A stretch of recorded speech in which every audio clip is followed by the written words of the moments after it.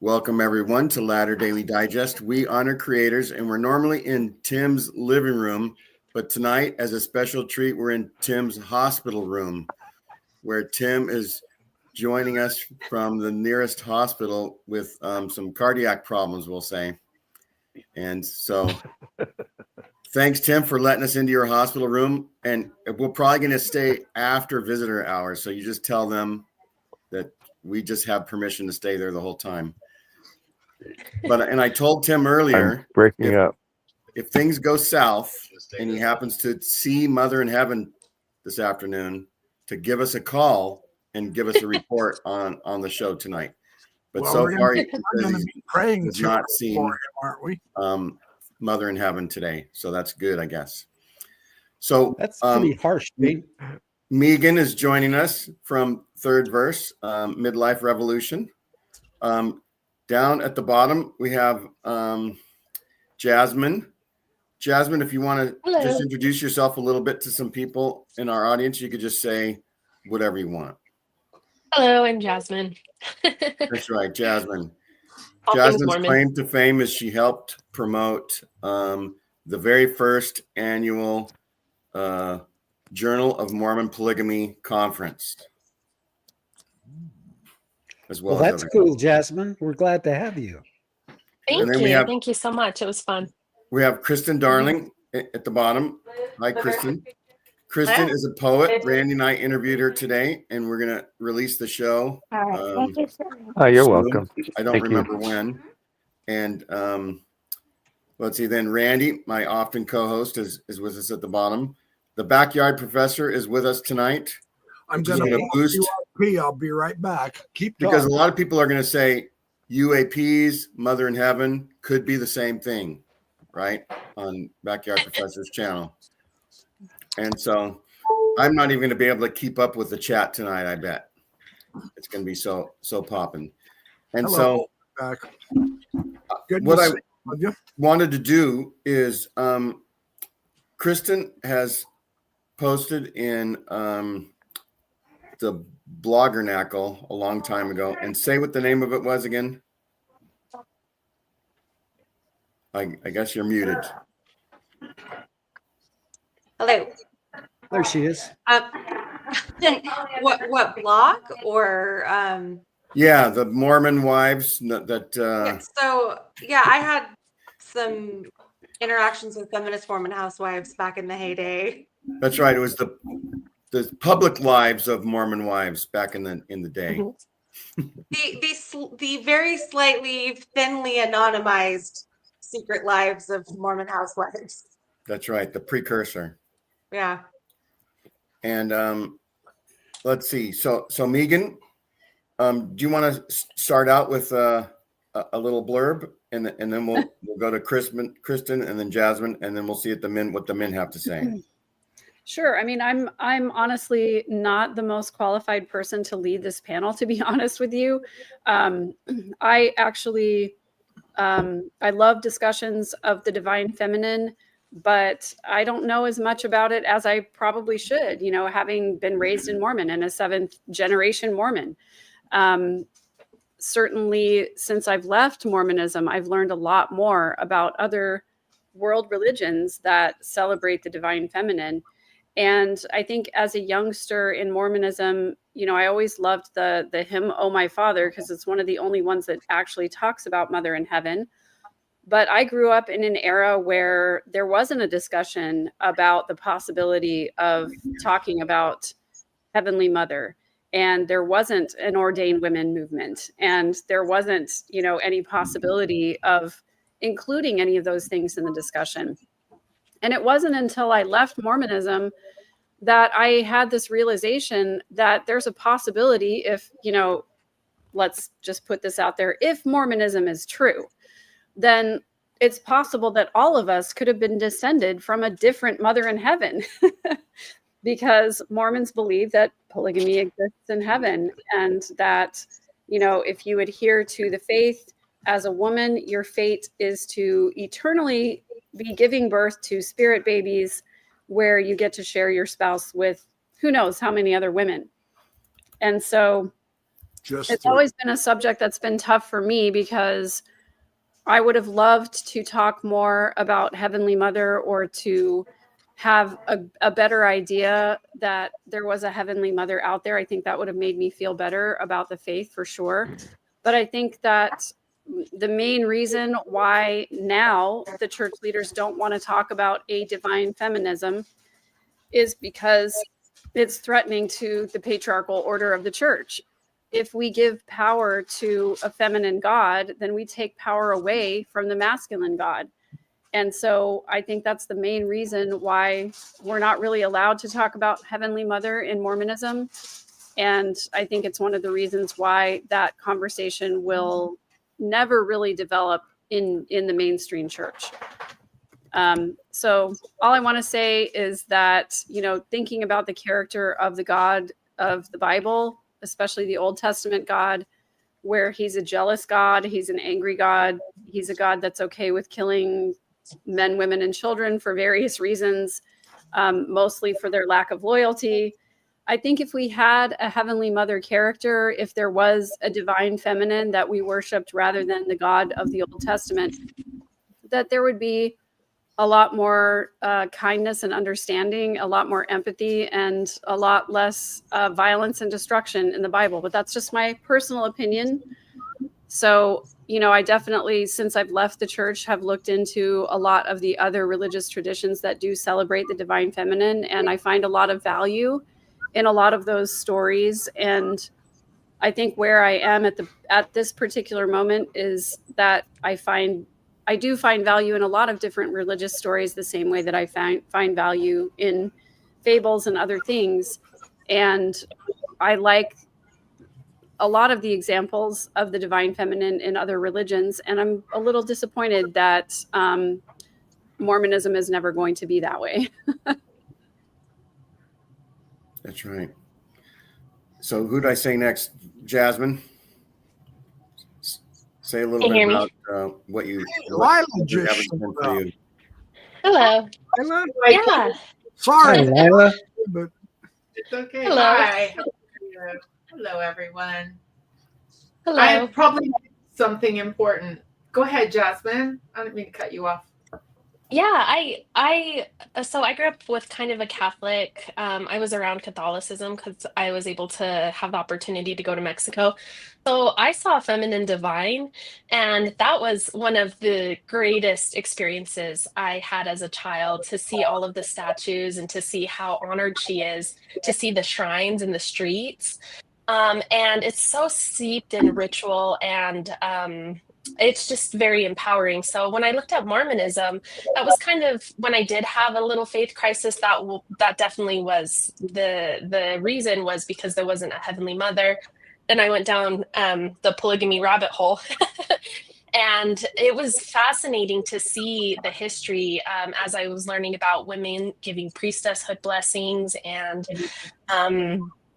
that sort of thing. So I also think it's really interesting because, speaking of polygamy, the polyamorous community, a lot of them are pagan and a lot of them worship female deities.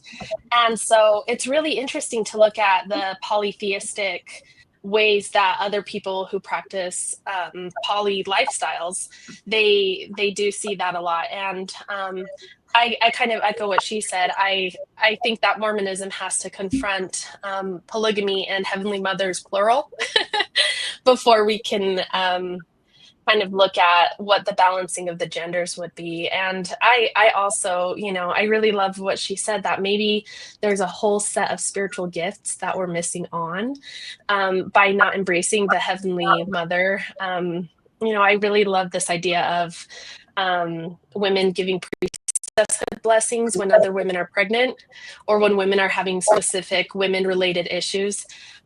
So yeah, I think it's all interesting. The parallels, the wisdom and the Sophia, Sally Chase, she was the first seeress in Mormonism, and she taught Joseph Smith how to read in the seer stones.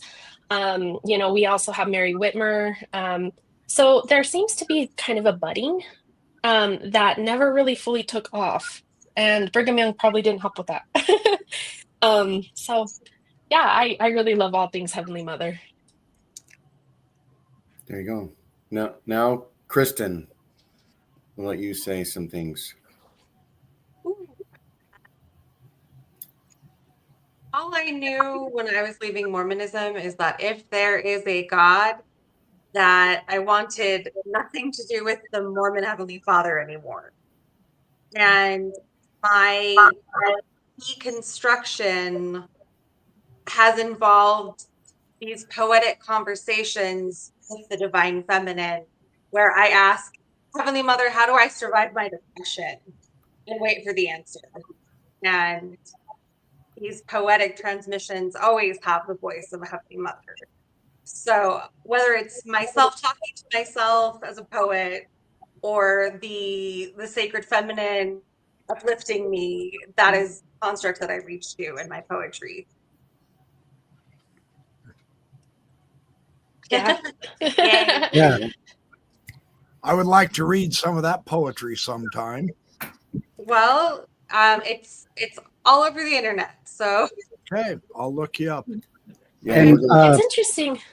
go ahead. it just so happens that on our interview this morning, she read some beautiful poems, and that'll be released here in a couple of days. And it would be a great one to watch. one Awesome. specifically I will do about Heavenly Mother. So, I will do so. Yeah. Thank you for that. right.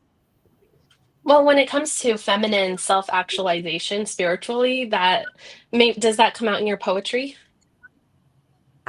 Definitely. Yeah. And reclaiming Mother God as well, as someone who is knowable and seeable in the face of each other, instead of hidden, veiled, shrouded, unknowable, unnameable, almost fragile entity. I mean, if she is Mother God, she is a goddess. She does not need our protection. Right on. I love that. I do too. Yeah. And one thing I'll say is that when I was growing up, and this is part of what we can talk about, is our experiences and what we were learned or what we were thought about when we were young, is I assumed there was a mother in heaven, but I was kind of perplexed that we didn't really talk about it. But every now and then we get to sing that song, the hymn. Megan probably remembers what hymn it is. Oh, my Oh, Father. my Father. Yeah, it's called "Oh My Father." Oh my Father. Yeah. finally get Isn't to that that verse. ironic that the only song in Mormonism that mentions Mother God is called Oh My Father? Yeah, it mentions that there has to be a mother up there somewhere. If we have heavenly parents, Somewhere. Yeah, she's out there. Who cares where? yeah, and so At least that they was got the always sex confusing and to me. art. But I always felt, sort of a connection to like the earth or Mother Earth or something, Gaia or whatever, something resonated a little bit with me, and so anyhow, does anybody else have the similar early experiences, or did anybody? I don't think we've heard from Lila yet. Yeah, That's Lila. right. And Lila, thanks for coming on, Lila. And Lila is an author of some books, and we'll let you say if you want any book that you want to talk about or anything you want to say. That's okay.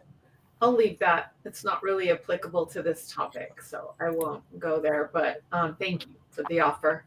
Right. As far as my feelings about Mother in Heaven, I think I feel similarly to who just spoke? Who was it just now? Oh, Right that before was Kristen. Anyway, Darling. was it Kristen? Okay, so yeah, so she was talking about, all you knew that when you left was it can't be like the God that we had in Mormonism. And I remember thinking, of course there's a mother in heaven, probably multiple mothers, probably hundreds of mothers, because I figured there was polygamy there and that there's no one mother that could have had the entire human race. And so maybe there was a mother for each of the races. I had all these thoughts in my head. And then when I deconstructed, God went away. And I hate to be one of those, but I am one of those. God went away. I realized that this is all, kind of our magical thinking, that we've created a God, that we need to have a God and therefore a goddess. And so I'm probably on one of the outliers in this group. I don't have anything negative to say about Mother in Heaven. I think it's a beautiful concept. And I would love it if there was a Mother in Heaven. I would love there to be feminine deity, but deity is something that I deconstructed. So now I kind of look at it all as it's a myth, and it's a lovely myth to me. That's just how I see it. I would hope there would be fairness. I think it's horrific that in Mormonism we aren't allowed to talk about Heavenly Mother. Like, seriously? What kind? I know there's patriarchy and it's toxic, but that takes it to a whole new level when you're not allowed to even discuss the partner to our Father God. Did he create us by himself? In whose image were we created? The women, right?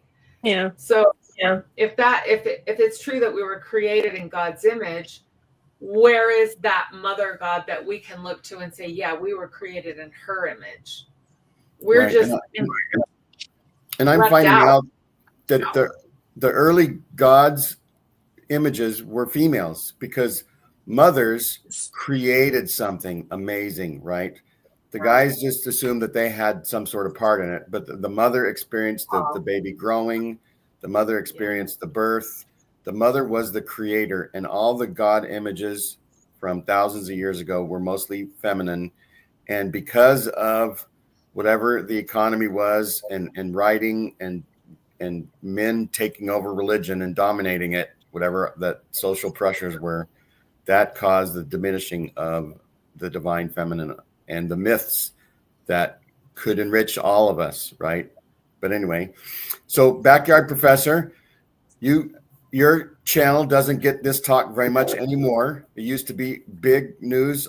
You and I did a Divine Feminine episode. I think Maven helped Well, every out. now and then we can update and upgrade. It's all good. Yeah. And so maybe talk to your audience a little bit about why this is sort of an important subject to you. Well, I'm talking to your audience too.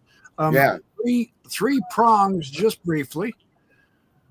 Number one, and it's close to ironic that no longer being an apologist, you would think that I would just dump studying all those doctrines, but I don't. I mean, they're not as prominent right now, no, because I've got other more universal, no pun intended, things to think about. But I'm glad to see a giggle on that one, Tim.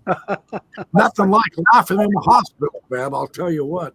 So my approach is through Margaret Barker, one of my favorites on this particular topic. She spent her entire life on it, and she is working on what is the third book of a proposed trilogy. Here we go, the BYP idea. Mother of the Lord is her first one, which is a complete, total knock it out of the park grand slam. The Great Lady, restoring her story, which is another complete, total grand slam. And her third one is going to be, she is working hard on it. I'm not quite sure what the title is. I have been in communication. I'm getting feedback like crazy. Shall I put my hold on. Headphones will save you. Yeah. I got to get them. Oh my goodness. This is so Backyard Professor, hold that thought and we'll have Tim talk. Tim might be the next one to see Mother in Heaven. And I joke with Tim all the time. But let's listen to Tim for a moment. Tim, do you have any thoughts about Mother in Heaven, like growing up or anything?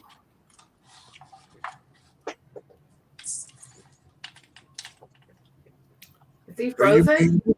Is he frozen? Tim is Maybe he's frozen. frozen. Seeing her now. Right I behind. have a poor internet connection in the hospital. Right. It keeps We can hear you now. swinging it out. Darn. So go ahead, Tim. Tim, maybe if you could hop out of bed and go up to the top of the parking lot. Tim actually looks like he's a saint with the light behind him glowing. He does, doesn't he? Yeah. Holy cow, the halo over Tim Rathbone. Yeah. Okay, we'll go back to Backyard Professor for a little while. I was going to do a Okay. Well, I was going to do a quick 3-prong approach just as a sort of a guide. Number one, there is really fascinating scholarship evidence that the Great Mother, the feminine principle, the idea of a feminine divine in ancient Hebrew religion and thought was originally in the Bible, and primarily through the means of translation manipulation, she has been excised out of the scripture, but not out of the Judaic religion as such. She is huge in the mystical Kabbalah literature and the Sephirot literature and the Hekkelot literature of the Sefer Yetzirah, the Bahir, and the Zohar. Before that, she was huge in the Gnostic materials, but she has been translated out, and Margaret Barker, through an analysis of the Hebrew, is bringing her back in. So that's one prong. She is very real to the Jews. The second prong I would propose for this interesting study of the divine Heavenly Mother is the mythological analysis of the mythology based from Joseph Campbell's research, Mircea Eliade research, some of the great historians of mythology, not as a basis of negativity, but as a basis of the reality. Because anciently, now see, our thought patterns are not what the ancients had, not by a long shot. We view myth as opposite of history. They viewed myth as the ground of reality. They were storytellers, and the truth can be told through the story. We get that in the Old Testament all over the place. It doesn't change in the New Testament. We get that in the New Testament all over the place, about the interaction of Jesus with women, about the interaction with Mother Mary. Can you guys hear me all right? Just barely. We're getting Twice. We can hear you, but there's a little reverb going on. There's a little reverb, not bad. I'll try to sit back. Sorry. And so through the stories, we get a better understanding, the emphasis of Mother Mary and Mary and Martha and the women who were the female apostles in the New Testament have not been overly emphasized, but they have been mentioned and understood to be there. So that's another rank and file idea. And then finally, with the topic that I've been hunched on now for about 6 months or so, the UFO theme. Wow. The UFO theme has come through exquisitely strong with the divine feminine, astonishingly enough, in numerous places. The most popular at this point is the Chris Bledsoe story, whom is the most investigated UFO experiencer in the world. Every 3-letter agency, the DOJ, the DOI, the FBI, the CIA, the STUPID, the IDIOTS, name any of them, they have investigated Chris Bledsoe in astonishing ways, and they all find his story very realistic. Colonel Alexander indicated that what convinced them that Chris Bledsoe was the real deal was when he described the visit of the lady to him to tell him his mission about talking about the orbs and the UFOs. So in conjunction with that, I just recently, a couple of weeks ago, on my live on Sunday, talked about the most astonishing fulfillment of Sioux prophecy of the American Indians just last year. White Buffalo Woman has come back. They have the second coming of the Great Mother. She promised 2,000 years ago that when the ages of mankind had come and went, come and went, come and went, there would be a time where she would need to be reborn as a white buffalo calf. This specific one was to have the telltale mark of a black nose and black hooves as well. That was born last year in West Yellowstone Park, and the Indians, and I'm not worried about being politically correct. I have some people who say I'm heinous for calling them Indians, but the Native Americans, we all know who I'm talking about, the Sioux tribe specifically, not to mention the Hopi grand female deity, who is a blue Kachina from the sky, the star people. But she said in a time of severe trouble, she would come back. Now, this was going to be a sign of hope, and it was going to be a warning that the end of the age was fast arriving, very fast. And we as a human species have a choice to make. We can either choose, this is where we're at according to the Sioux point of view, the Sioux prophecy, with it fulfilled now with this white buffalo calf. We can either choose total destruction or do it right and cooperate together as a species worldwide so that we don't destroy the earth. Otherwise, Mother Earth will wipe us away. Now, in the really, truly antique civilization mythology, their cosmogenesis stories all describe how the Great Mother is who gave birth to the universe. So from a former Mormon perspective, as most of us here, if not all of us are, this theme of the Mormon leaders kind of patting Heavenly Mother on the head and saying, giving her the attitude, oh, there, yes, you're important, but would you step aside and let the priesthood do the real work? You know, stay at home, cook your cookies, raise your kids, etc. But we're the ones that get to push the button to raise and lower the mic in sacrament meeting, and our boys are the ones that get to pass the sacrament. No, you ladies just sit back and relax. That particular patriarchal attitude just doesn't cut it. Now, for whatever reason, when I first heard this fascinating theme of a Heavenly Mother, it was like electricity through me. I have always just loved the idea. It doesn't matter if it's a physical reality.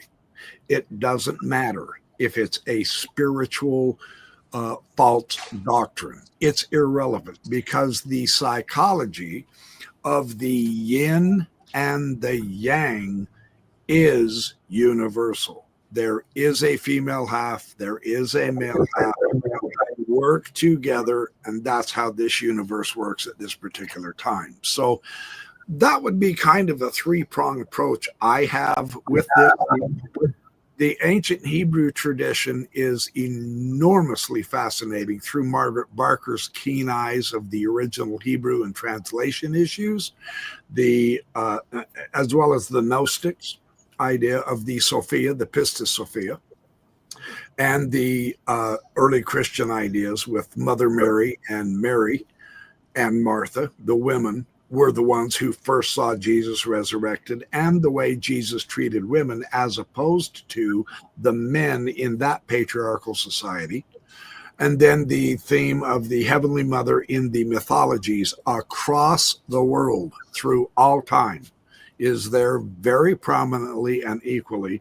And then the modern day relevance coming back with a big bang, no pun intended, considering she birthed the universe. She has come back now through the Native American prophecies, which shocks all of us. We thought Christianity would have it, or the Mormons thought, well, our Mormon prophet will reveal when the second coming is and all that jazz. It didn't happen that way. It's coming through the Native American. Most interesting, and then I'll stop, of all of the races, and it's their interpretation of their visitation from the sky people who visit the Native Americans, whether in Mesoamerica, Guatemala, Mexico, New Mexico, it does not matter where.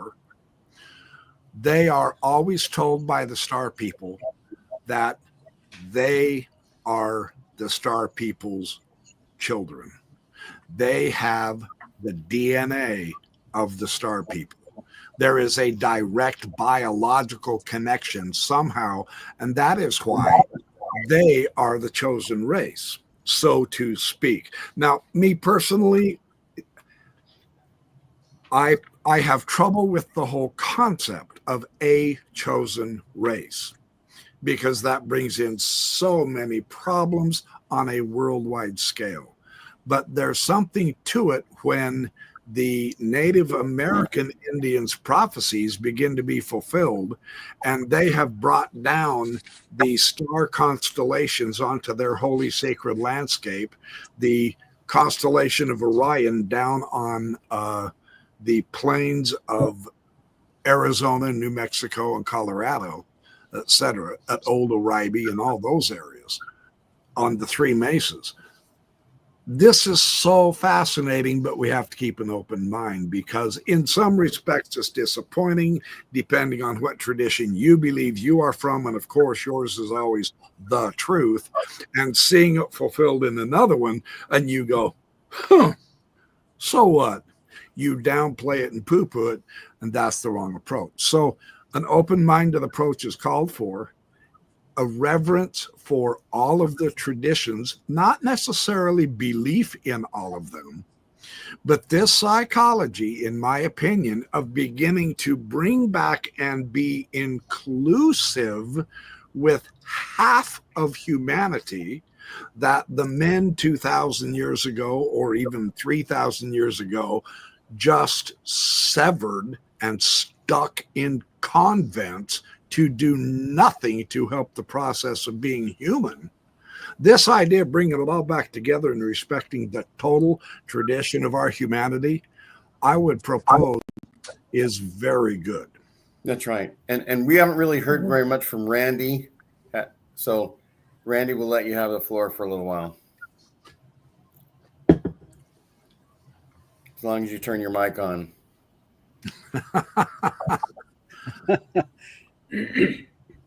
I would be inclined to believe a lot more in the Native American tales, beliefs, than I would anything from the LDS origins.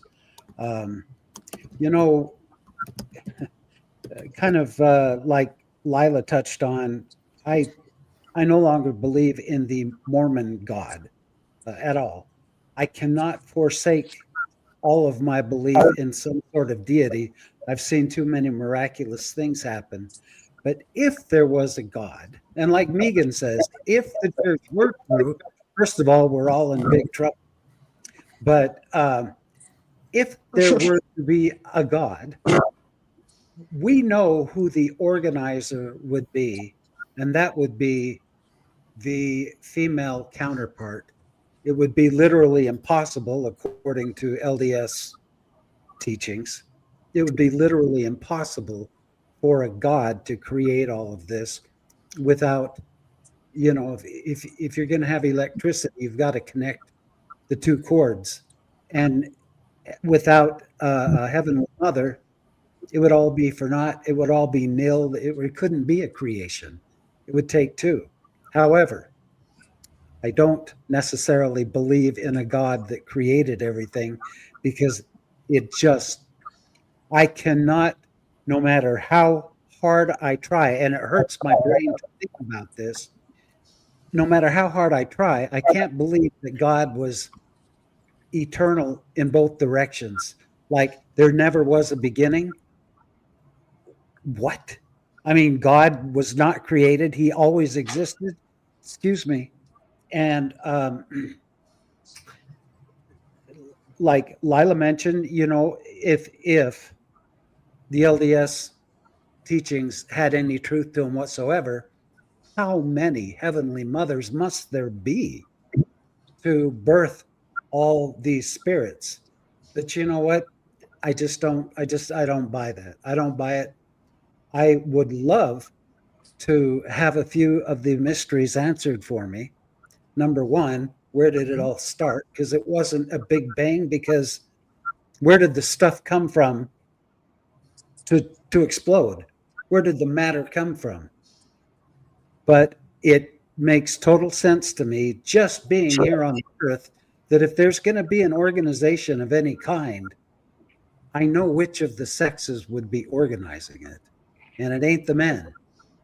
It's always the women. You look at So true. So true. you look at ward activities back when we were in the church. Oh yeah, the bishops, the priesthood holders could say, yeah, we're going to have this activity, but who dug in and made it all happen? It was the sister. It just stands to reason that if there were a God, a physical God, there would have to be, well, yeah, it might not even be a male God. It might be a divine femininity, but it stands to reason if that were the case, there would have to be a pair to create everything.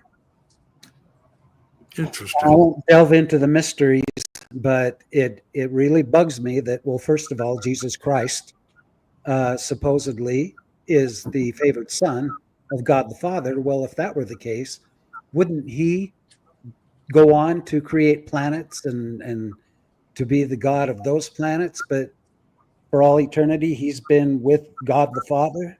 So he got kind of cheated out of things. No, because in eternity, there's no end. So he's just fulfilling a role for a while. Yeah, as he's done in other worlds, right? Yeah, right. this was just his Exactly. first mortal probation, and we all know there are multiple mortal probations. Right. I think one of the things that confused me as a young child, like from the very beginning, is that we talk so much about Mother Nature, and Mother Nature as the creator and the designer and the one who made life happen. And I never could reconcile that with what I was being taught in Mormonism. So my questions about that came at an early age, but I think throughout my entire life, I gaslit myself and I thought, well, 6 generations of Mormons before me could not be wrong. And so all of the questions that I had just got put away and explained away because of that. And so I think Mother Nature was probably my first question. My second question was probably about polygamy, because I remember worrying about that at a really young age, like thinking as a 12-year-old, I don't really want to share my husband with someone else.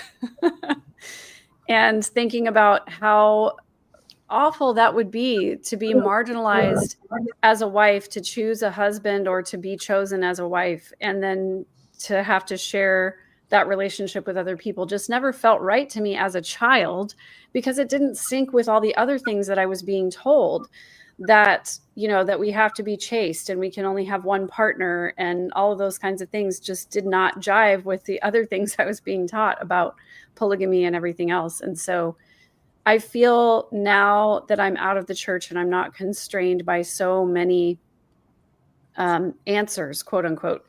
You know, the Mormon church wants to say that it has an answer for everything. And it's one of those things that makes a lot of people stay longer because they feel safer knowing the answers to everything. And now that I'm firmly in this space of like, I have absolutely no idea. I think that the idea of a loving father and mother who care for us and care about our experience on this earth is a lovely idea, but it doesn't mesh with any of the religious texts that I've ever read or with any of the religious ideals that I was ever taught. And so I think the mythology of the God that I want to believe in doesn't exist in canonized scripture anywhere. And I don't see any evidence of fact for it to be anywhere. And so for me, spirituality is more about myself connecting with the universe and with the idea that we are all made of the same stardust particles. And that's what resonates with me more than anything else. That's beautiful. I love that. Yeah. That's very comfortable for me as well. Great. Not Good that I stuff. completely go that direction, but yeah, that's awesome. Yeah. What do you Tim, think? now that Tim? you're down in the corner, do you have better reception?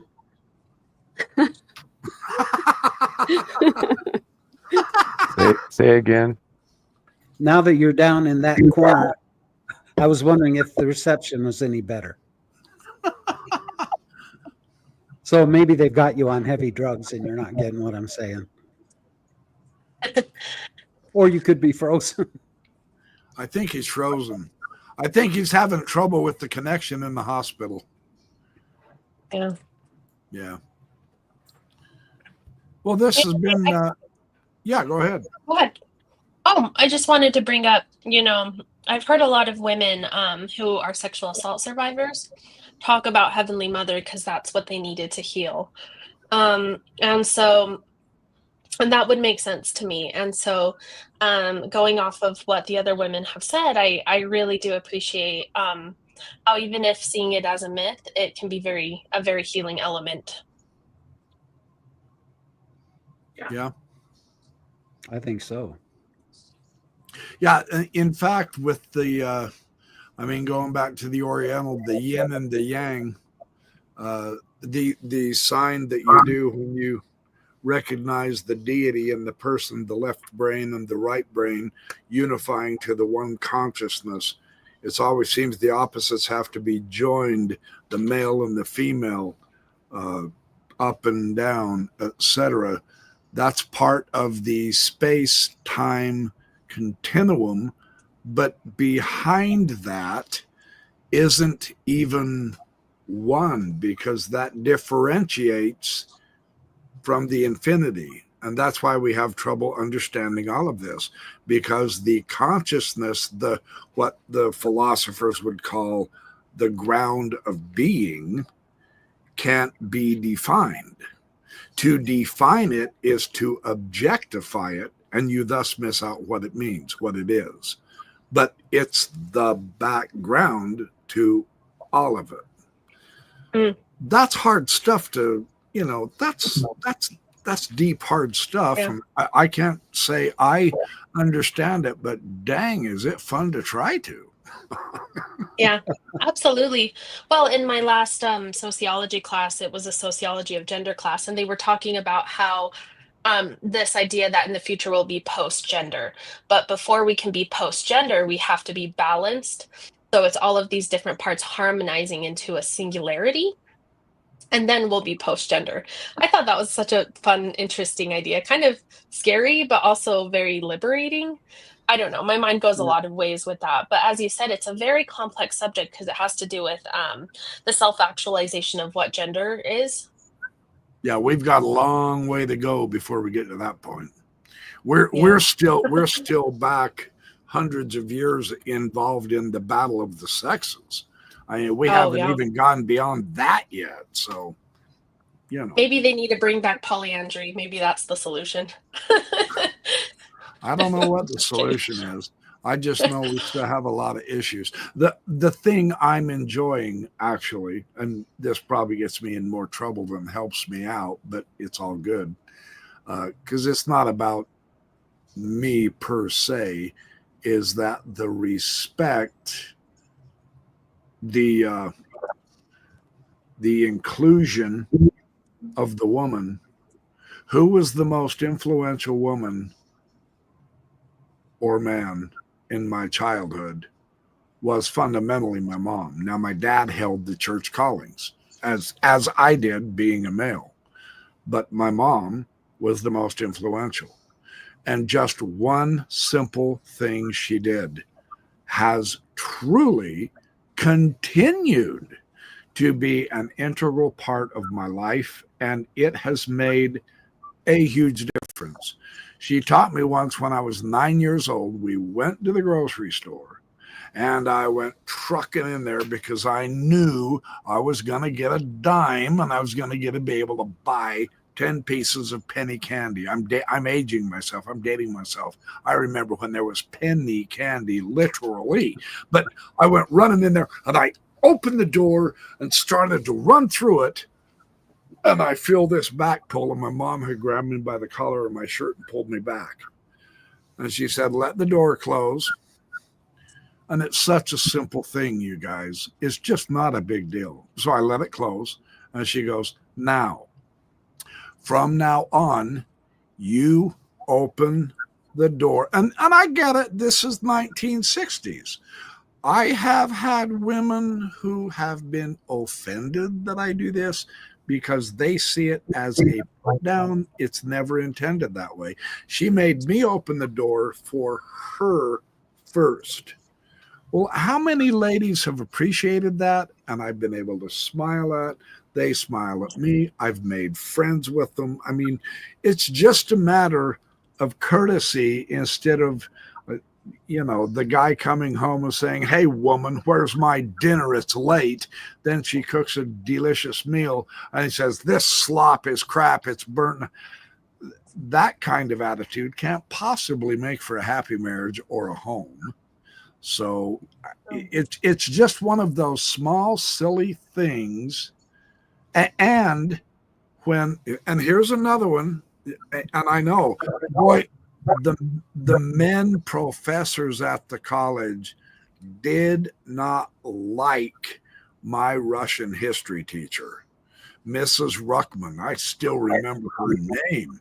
She taught Russian history, and she absolutely loved two people in Russian history, Peter the Great and Catherine the Great. And she always compared and contrasted them and put Catherine above Peter. Oh, she's just a feminist, etc. But from the historical perspective, from her perspective, Catherine had a say in the history of an entire country. What woman in America has had that high of an honor? They keep voting them down, voting them out. Now women have made great strides, and there is much better than it was even when we all were kids. But, inclusion of both halves is essential for our species to survive. It's not an option, and it's the happier way in the field of space and time. I'm not saying that necessarily as a correct and true doctrine and the only way to be. I'm just suggesting at this point, based on we've seen the men muck up so damn much in our world because of the greed and the attitude, it would really help balance us out a little bit more. And Robert Jordan's The Wheel of Time brings that out very powerfully. I'm just saying. are muckers. We are feather muckers, actually. Oh, I heard that. Mutter Ruckers. We're Mutter Ruckers. We're mucking it, all right. Yeah. It's all right. We have to learn the hard way. So anyway, welcome back, Gene. I'm not quite finished with my dinner, but It's okay. It's all right. We forgive you this time. At least you have. It is really interesting because for women to have spiritual empowerment, I mean, especially here in Utah County, there's a lot of witch circles, and that's really scary to a lot of people. But Really. you know, when women aren't put in the light, what's left? It's kind of the dark elements. And so there's a lot of really interesting thought work about if women are meant to be in the dark, the night, then what types of ritual can they do? And so that's where you get the women dancing around the fire and that sort of stuff. That seems really scary to people, but what other ritual?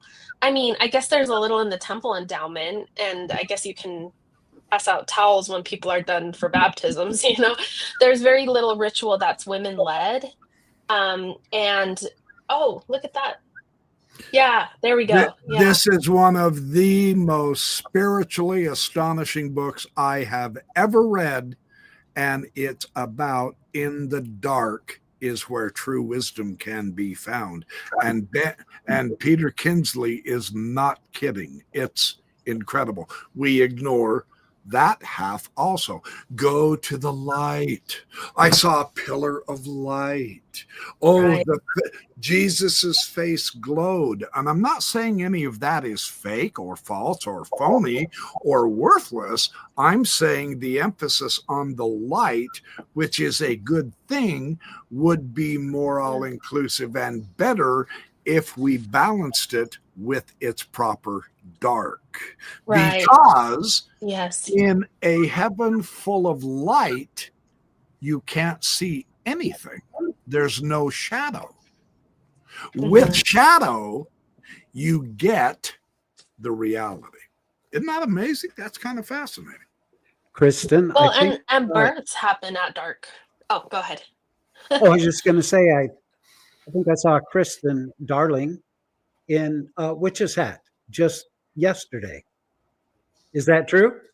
That's true. I was at the local little witchy store and I found the cutest little red witchy hat. So I didn't know if you were actually practicing Wiccan or if that was just a fun thing. oh no, so I'm a very freelance pagan. I don't have an organized coven or something, but I love ritual and kind of uh, loosely organize my practice around the pagan Sabbats. They're great for the marking the passage of the wheel, and as someone who gets bad seasonal depression, having winter rituals can be very grounding. And I try to think of incubating and resting instead of just like, oh my God, when will the sun come back? If you think about it, you can't have a covenant path without coven. Right. I felt inspired to come on. I could not resist with this topic. I was raised in the mission field in Denver mainly. My experience was I was always taught that I didn't need the priesthood because I had so many other the power of giving birth, and that there was so many other things I never needed it. I never needed it. The thought of being a spiritual mother to a world excited me. It was everything I could ever dream of. Being a polygamous wife forever, at it destroyed my brain to the point that I became obese when I couldn't have more than one kid. I was 303 pounds because I wanted that feeling of being pregnant, of being productive, of being, but I wasn't. I was wasteful. I was so many things in the opposite. But even now I feel then when my shelf broke, it was right when they said, "Oh, we never taught that you get a planet." And it's like, you've got to be kidding me. That's the only thing that kept me going. Right. And now it don't exist. Oh no, this is It's still in the temple. It's still in the temple. They haven't gotten rid of it that I know of. aware. But I still feel the pull of community. I feel the pull of the ritual. I feel the pull of every little thing. And I feel it as I would as that spiritual mother in that role within my ward, within that was my practice time on how I would learn how to do everything to be able to hold my own and do it myself. Now, does that sound crazy or not? Not at all. That's a Not at Sounds all. loaded crazy now. question. That's a loaded question. Not at all. Crazy is a So, spectrum. so may exactly. may I embarrass myself? Who is this lovely new lady here? I don't know if I know you or not. Who I are can you? take What's your that. I'll take that one. This is Kristen Darling. And Oh, no, Randy, who just spoke. no? That's I apologize. Rio It's for Life pointing is a down that way. channel. Her name Oh, is Kim D. Yeah, don't worry about when people Oh. point because it's different. Okay. But yeah, Good that's to Kim meet D. you. But Good to meet you. I am Rio for Life, Kim D. I have a very interesting background within the church because my father joined after a divorce, and so I was the only child that went back and forth between a non-member family who smoked and drank and a member family. And then I find out that my stepmother was the first that wasn't practicing polygamy. Her mother was the youngest of 26, and they were the special part of the order that were baptized to do. They got to practice polygamy longer. And so it's all the creepiness and the weirdness of the things I didn't understand that I do now. Yeah. And my experience was member missionary, which was very different than the Utah experience I'm discovering. And so I'm looking forward to being able to share that experience with the other voices. I'm 60 and I want to have that little, I don't know, Gen X kind of thing shine through to say, we got a lot of strong women here that are just coming out.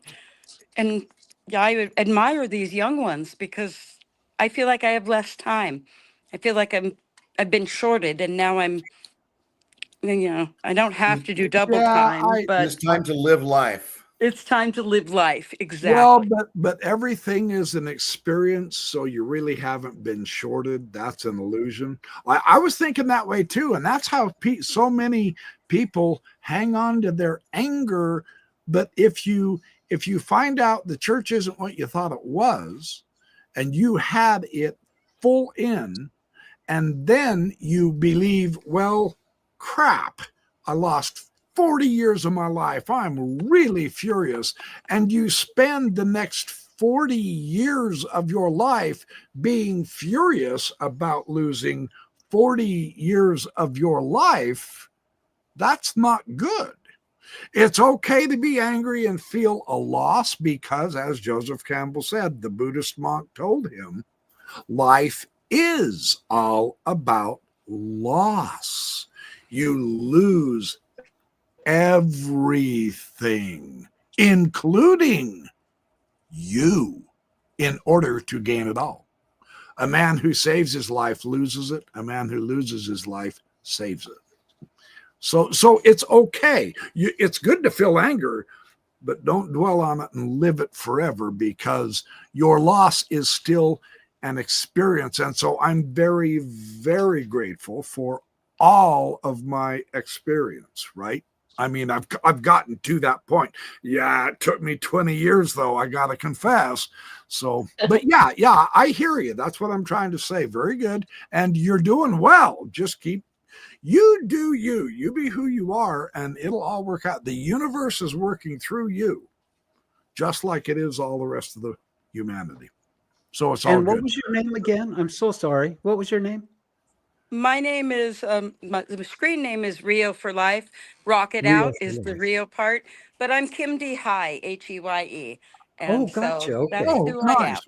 And, Good Well, to I've meet seen your you. comments, Rio for Life. I've seen them Oh, before, so it's always good to put a face with the screen name.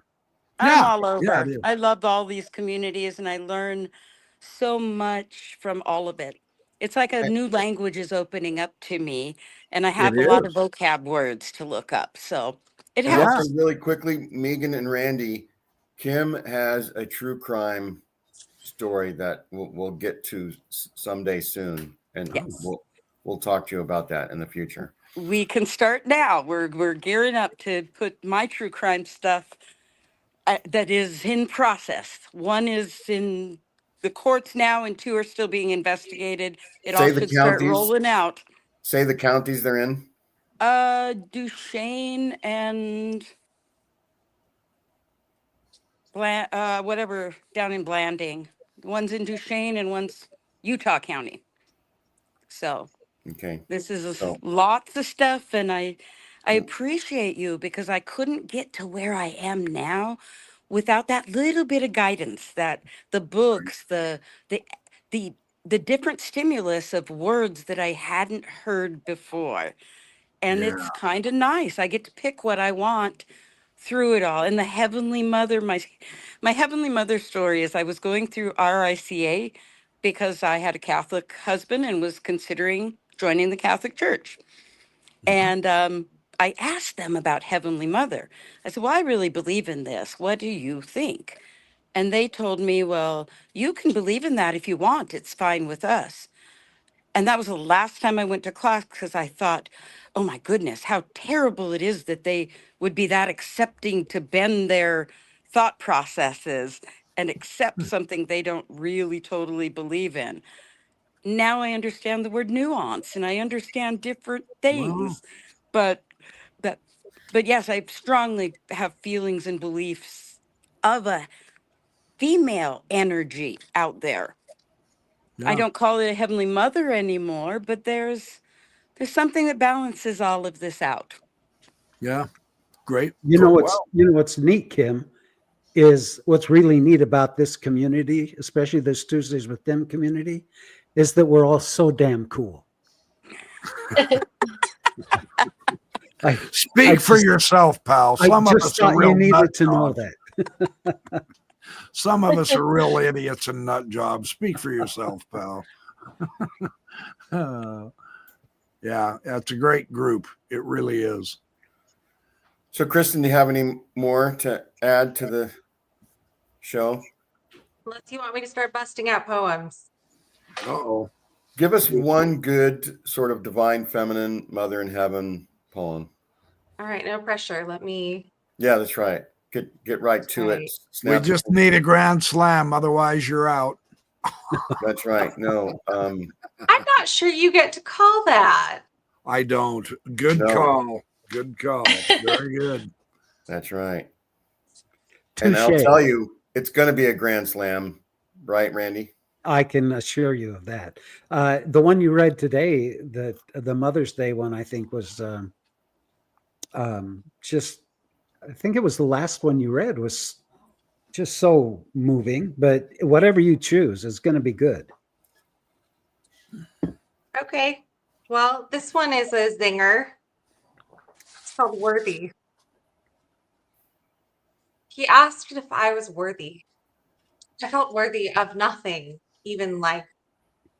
He asked if I was worthy. I piled my whispered yes on the mountain of my fraud. He spoke damnation to my bones, worthy. I will never be worthy. Not that kind of worthy. I asked the goddess if I am worthy. She wiped the word from my chin like vomit. My child, you are not worthy. You are exquisite. Thank you. Beautiful.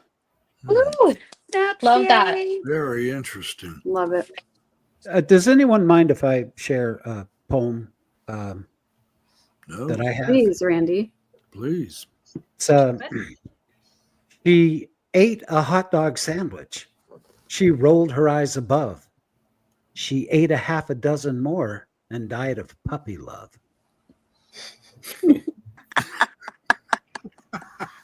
That's interesting. Randy wanted to make sure that Kristen's poem was outstanding. Yes. That's really concise. Kristen's Awesome. poems have never disappointed in the short time that I've known her. Everything is very profound and beautiful and has a and like I said to her today in our interview, it's two-pronged. Number one, the message that her poems carry, and number two, the passion with which she reads them. And You you're can saying tell- that interview is going to be out in a few days. I just want to say that for the people who showed up later in this show. We will get that show with her. You bet. It's up to Oh, Gene, good. I think, when it comes out, because Awesome. I'm looking he's forward doing to seeing editing. that. That's cool. Fun. I haven't Fun finished stuff. editing it, so I can't tell for I- sure. But I He think I'm just thinking recorded Thursday. it today, so Well, Gene's Yeah. been doing some excellent work this last year or two, and I've met with him several times at different venues, and he is the real deal. So are you. All of you are. I'm honored just to be here. I appreciate it. There you Well, go. I can't wait for the UFO show or UAP show, because We will like I do was that. telling Gene, I was on the Art Bell show, and I know you remember Art Bell, Mhm. and Yes. and described a phenomenon that no one's been able to give me an answer to, and we'll wait for June before I give it to you. But Okay. Yeah. I'll be back from Contact in the Desert about June. Well, at the end of the first week of June, and then we can plan something. It's all good. Hopefully you'll be back, is what you mean. Yeah, unless I'm abducted, and I'm going if they invite. I'm just saying. I'd go. I'd I'm even not get probed. I'm not even going to hesitate. although that's not what's going to happen, so it's not a big deal. But yeah, BYP coming on Latter Daily Digest next month. So everybody mark your calendars, the whole calendar, the whole June. You never know when it's going to hit. Yeah. Well, I have to go, unfortunately, but thank you so much for inviting me on this wonderful discussion. You people are near and dear to my heart. I love all of you. This is so much fun for me. I hope it's worth. I can see various people from my audience who have really been enjoying the chat and all, and so I did do this on my channel as well. It's also on Latter Daily Die. Thank you, Gene, for that. That's Okay. very kind of you. But I love you all. I'm going to go, but we will keep in touch and we will be back. I still have to get on your show, Megan, and I have Yes, to you get you do. on mine. I That's right. promise I'm not ignoring you, dear. I promise. So, and I it's know good it. to meet. It's good to meet every one of you other wonderful people. Looking forward to getting to know you guys better too. But I really have to run. So thank you again for this honor. I appreciate Thanks for coming, Carrie. Take care, Carrie. RIP. it. You Thanks for get coming. well, Take care. Tim. You're in my prayers, my brother. Thanks. You're a good man. Thank you. Just Thank you. like I tell people to keep them humble. You're a good man. I don't know what the hell you're good for, but you're a good man. You know, you get the gist. That's right. Despite what they say, Tim's not a bad Yeah. guy. He is awesome. All right, you guys. See you later. Thank you. Bye. I hope you feel loved, Tim, because everyone I know I was very do. I do. concerned to read your message today. That I was hoping there was going to be like a punchline or something, like I'm in the hospital with a heart attack, but something funny. But no, you were for real. For real. Yeah. Still got to figure out what's going on. I don't know. But no matter where Tim is in the world, Tuesdays with Tim is going to be in the room that he's in. That's right. Yeah. Exactly. Forever and Too bad ever. they and don't allow ever and cats ever. in the hospital. That's right. I know. know I of. know. Although they do have a CAT scan, though, Yeah. just in That's case you true. tried to smuggle one No in. cat- Yeah, I'm gonna get a only CAT CAT scan scans. sometime. Only CAT scans. Yeah. Yeah. Well, I Megan, didn't Well- catch all of it, but I'm gonna have to go back and listen to what I missed. It'll be well worth your time.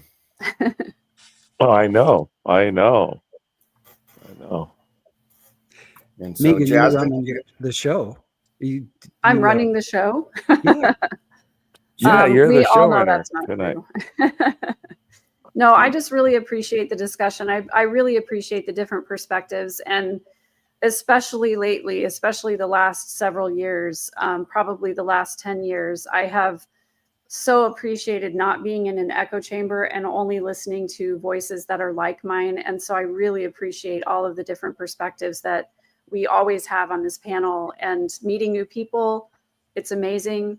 And, you know, I just appreciate so much the ability to connect in this way. And I think that, you know, since COVID, we just have all gotten a lot more comfortable with this type of a panel, you know, virtual panel discussion.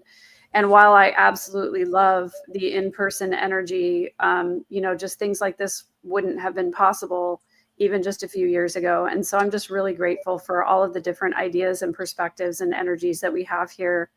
And I appreciate Jean for helping us put all of this together, and Randy for your contributions to Jean's channel as well, your interviewing. And Tim, thank you for letting us, you know, be a part of your Tuesday nights as always. It's always great. It's always great. I always appreciate it. Yeah. Yeah. Jasmine, do you have any anybody- other words that you want to add to tonight's discussion? Oh, feel free to pray to Heavenly Mother. It feels good. Anytime.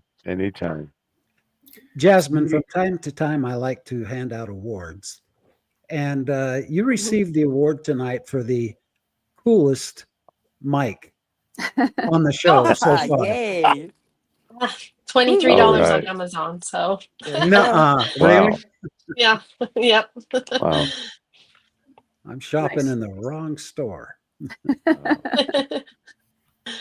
Well, you're shopping in the right store for glasses and shirts, that's for sure.